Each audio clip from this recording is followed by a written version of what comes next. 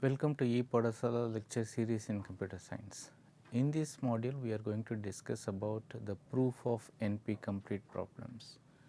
Last module, we discussed about some of the fundamentals of NP complete problems, and at the end of the module, I gave a simple example of how the NP complete problem can be characterized.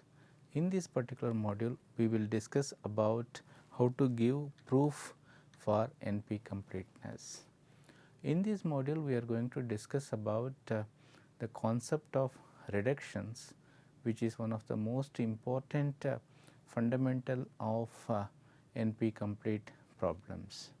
We will talk about Karp reduction, which is useful for giving proof of NP completeness. We will also discuss about some of the proofing techniques. We will try to understand how the proofs are given for NP complete problems, and we will also overview some of the important proofs of NPC. First, we will start the discussion of reductions. What is a reduction? The reduction is we can reduce a problem to another problem. This is called problem reduction strategy.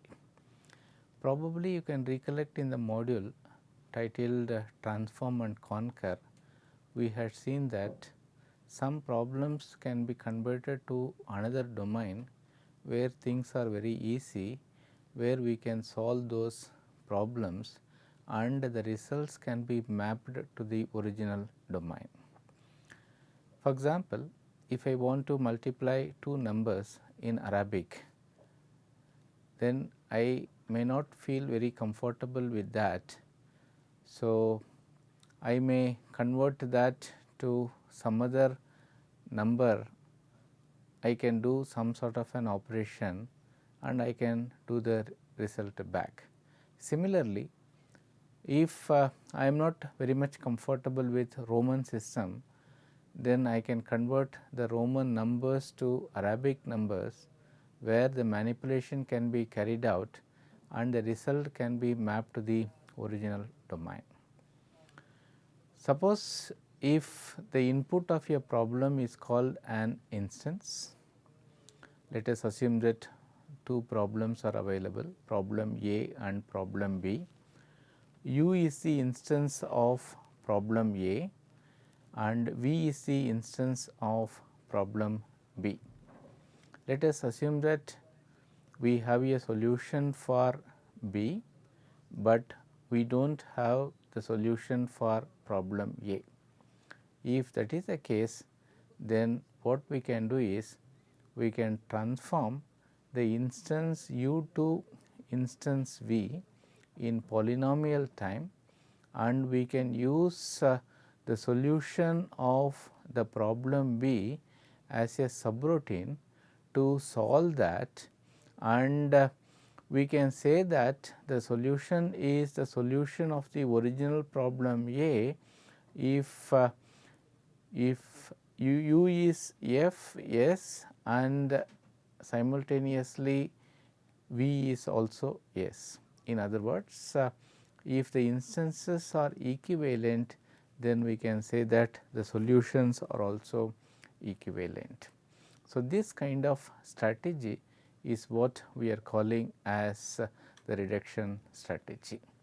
In other words, Turing reduction is solving a problem A using a procedure that solves the problem B. In other words, we can use that solver as a subroutine to solve the given problem A. We can take a simple example as part of problem reduction strategy. Convolution in spatial domain is equivalent to multiplication in frequency domain. Say for example, if I want to convolve two signals, the same problem can be solved by transforming that spatial data to frequency domain data, where we can do a plain multiplication and we can apply the inverse FFT to get back the original data, which is a solution of the convolution problem. Simplistically, if I want to solve a problem Ax plus b, then this problem can be transformed to another problem like this, that is 0 into x square plus Ax plus b. We can solve that and that constitute the solution of the original instance. In other words, we can reduce a problem A to problem B, and this can be represented like this, where this P is nothing but polynomial P. So, the logic is the problem A is reducible to problem B. What does it indicate? It indicates two things. One is problem B is at least as odd as problem A, and problem A cannot be harder than the problem B. In other words, the logic is very simple. I am given a problem, and if I could able to reduce that to another problem which is easily solvable, then I can come to a conclusion that the given problem is also a simple problem. On the other hand, if my problem is reducible to another problem which is very difficult to solve, then my problem is also becoming very hard. So, you can see the underlining point, that is we will use this reduction to indicate the hardness of the given problem. In other words, what we are going to do is we are going to use this reduction as an important tool for giving a proof of the algorithm hardness. Karp reduction is different from the Turing reduction. So, here the logic is very simple. The problem A can be reduced to problem B in polynomial time P can be represented like this, provided if there is a polynomial computation function f such that if there is an instance W and if this instance is the instance of the problem A, then f of W should belong to the problem B. That means, what we are going to do is we are going to transform the instance of problem A to another instance of problem B, and we are going to solve that using the solver of the problem B, and we are going to show that if the S instance of problem A is equivalent to S instance of problem B, then we can say that the solutions are also equivalent. So, that is the logic of this particular step. So, we can call this in polynomial reduction.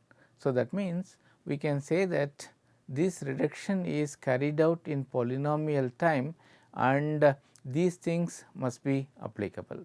That means, the mapping function f should be computable by an algorithm, and this function should take care of the instance such that if I is the instance of the problem I, then f of I is also a S instance of problem B, and similarly if the instance I is no instance of problem A, then f of I gives no instance which is also the instance of B. If anyone able to give all the checklist, then we can say that it is a Karp reduction. So, the checklist for reduction is like this.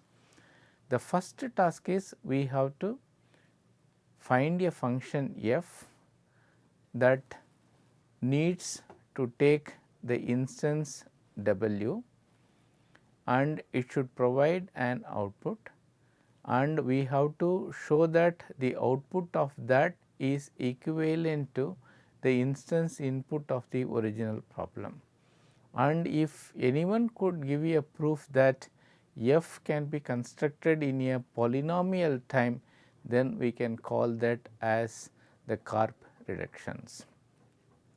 In this case, f is called the reduction function and the algorithm that computes f is called reduction algorithms.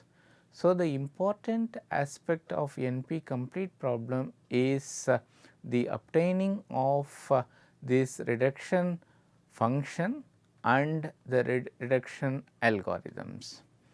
So, once we have that, fine, we are ready for giving the proof of NPC. So, the polynomial time reduction is also known as Cook reduction. These are some of the important observations that have been made out. That is, the Turing reduction, if it can be done in a polynomial time, then we can say that it is Cook reductions. And Turing reduction is also known as the Oracle reductions. So, that means we can say that the transform and conquer domain algorithms are mostly coming under this sort of Oracle reduction category. Oracle reduction is same as the Turing reductions. All Karp reductions are Cook reductions. So, that means Cook reduction is a superset, but the vice versa is not true. That means, an Cook reduction need not necessarily be a Karp reductions. So, that means there is a subtle differences, and this slide illustrate the differences between these two categories. Karp reduction is heavily used for giving the proof of NP complete problems, but whereas the Cook reduction is very general in nature. So, for NP complete proof, Karp reduction is very important. So, that means we have to transform the instance of problem A to the instance of problem B, then we have to show that the output of that is same as the original instance. And Karp reduction is very suitable for decision problems, but whereas Cook reduction is applicable for all problems in general. That means, it is applicable for the optimization problems also. So, we are going to concentrate more on the Karp reductions. Fine, we will give you an example of these reductions. Fine, we will take this simple example. This is called the Hamiltonian cycle problem. You are given a graph G. So, what we have to do is, so we have to find the cycle. Cycle is a closed path along n edges which visits every vertex only once, and we have to get back to the original vertex from where we started. For example, in this case 4 3 1 2 4 is going to be a cycle. So, that means this is going to be a Hamiltonian cycle.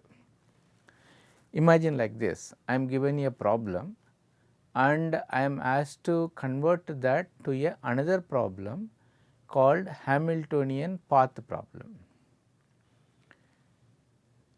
What is a Hamiltonian path problem?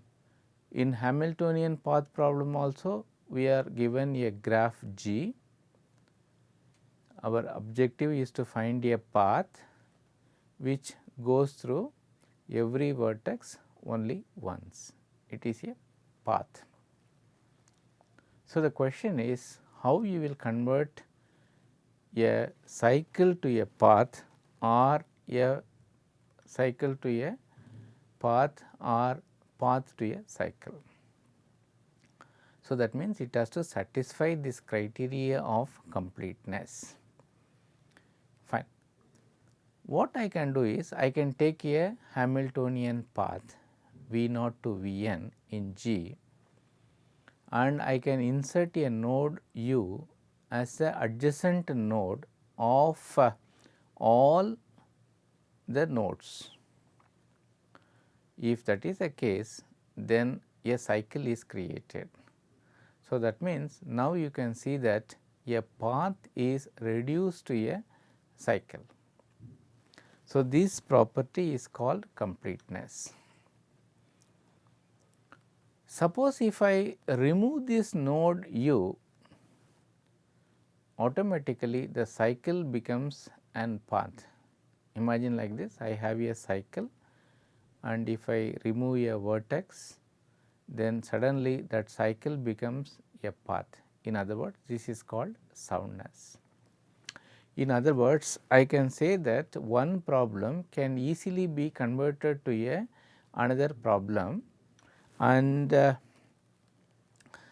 this what we are calling as the reduction property. In other words, this is the kind of what you say reduction we are going to carry out for our NP complete problems. Fine. Now, we will put everything into a language framework. Please recollect all the terminologies that we discussed, like alphabet, string. A set of string is a language. So, using that language we can give you a formal definition of this. So, this is the Karp reduction. So, a many to one reduction from a language L prime.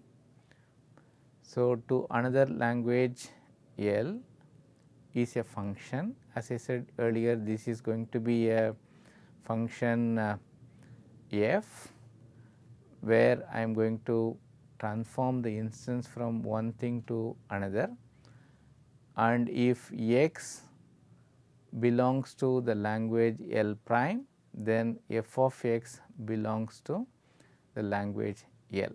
This is the formal definition of what you say the Karp reductions. So, now using this we want to create a proof outline. For example, if somebody gives a problem A, they want to know whether the problem is NP complete or not, then what are the steps one needs to follow?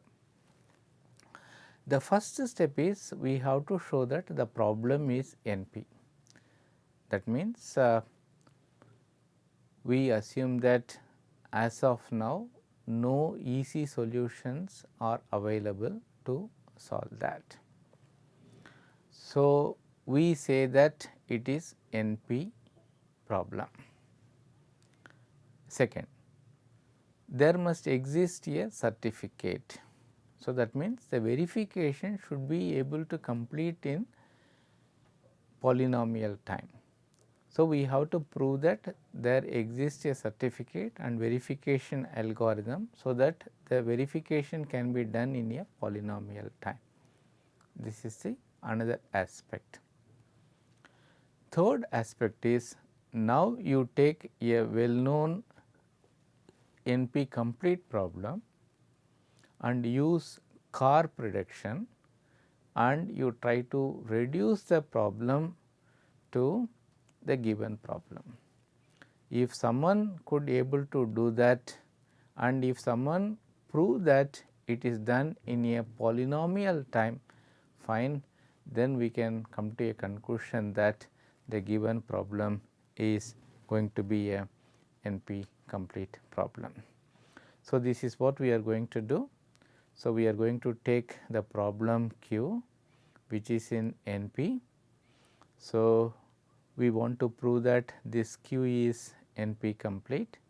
So, what we are going to do is we are going to pick an instance R of favorite NP complete problem. As we said earlier, SAT problem form a sound foundation for this. We can take an instance, and we have to go for a polynomial reduction algorithm to transform the instance of R to the instance of Q, and if someone able to prove that the reduction is possible, then we can argue that Q is as odd as NP complete problem, therefore, it is a difficult problem to solve. This is the kind of proof we are looking for. So, that means in other words, I am given a problem that I need to show that it is NP complete.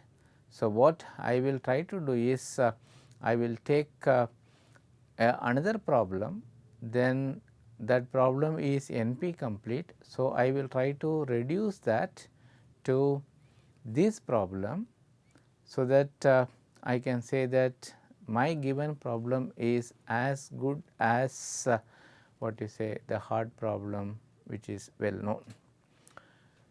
Now, let us apply this framework for the set of problems. For this, I am going to take the circuit satisfiability problem. So, circuit satisfiability we have seen in the last module, we are given a Boolean circuit. So, Boolean circuit consists of lots of gates like NOT, OR and. As I said earlier, the logic is very simple. We have to give an assignment that make the circuit output as true.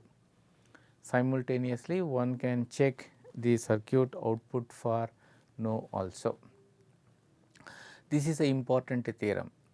So, Cook-Levin theorem proven independently in the year 1971 states that circuit SAT is NP complete. As I said earlier in the last module, if the number of inputs becomes large and large, then finding the solution becomes very difficult. Now, we will take one relative problem, satisfiability. This also we discussed in the last module. This is formula or expression SAT. We are given a Boolean formula. Boolean formula has got literal class. Literal is a variable and its negation like x1 and not of x1. A class is a set of variables that are connected by R. So, the logic is I am having a formula something like this, which is nothing but set of classes. Fine. I want to prove that one problem is reducible to another problems. Fine. First, we will take this circuit SAT. So, circuit SAT as given by the Cook-Levin theorem is a NP complete problem. So, that means this is a well known NP complete problem. So, all we have to do as part of this problem is we have to give a assignment and then we have to check whether all the classes are satisfied. Fine. Now, I want to prove that SAT problem is also a NP complete problem. So, the logic is very simple now. If I want to prove my SAT problem as a difficult problem, then I have to take a well known NP complete problem like circuit problem and then I have to reduce that to this problem. So, in the first step I am establishing that circuit SAT is a difficult one. So, fortunately a theorem is available. Using the theorem I can give you a proof that circuit SAT is NP complete. Then in the second step I have to prove that the conversion is possible from one problem to another problem.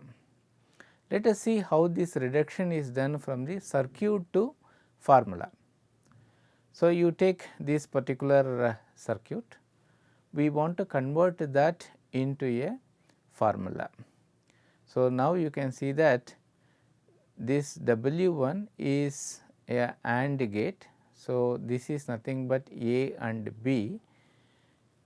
This W2 is nothing but NOT of D. So, now I can combine all the things and I can get the expression. So, this expression is connected by all AND. So, this is the kind of formula I have. One observation we have to make, suppose if a gate has got large inputs, then it is very difficult to construct the formula from the circuit in a polynomial time. So, one bypass we are making by converting that n input into a set of gates, and all gates have got only 2 inputs. So, that is the reason why we are going like this, and this kind of thing is going to be a tree which we are calling as the parse tree. Fine. So, now what happens? Now we have a circuit, we construct a parse tree, and using the parse tree we are trying to generate an expression. So, now we can argue that the SAT is as difficult as circuit SAT. What is the kind of argument we are making here? Fine. Suppose if circuit SAT solution is available, suppose if circuit SAT solution is available, then the formula SAT also can be solved. But unfortunately, such a thing is not possible, because circuit SAT is a difficult one given by the theorem. Therefore, one can come to a conclusion that circuit SAT is equivalent to SAT. So, this is a kind of proof we are making. We can also prove that 3 SAT is NP complete using the same logic. 3 SAT we have extra constraint as said in the last module, that is every class has got 3 literals. So, the logic is very simple. Given an assignment, we have to check whether the class is covered or not. So, first step is I am taking what you say formula SAT. So, in the second stage I am going to prove that 3 SAT is hard. So, that means there is a restriction that every class should have 3 literals.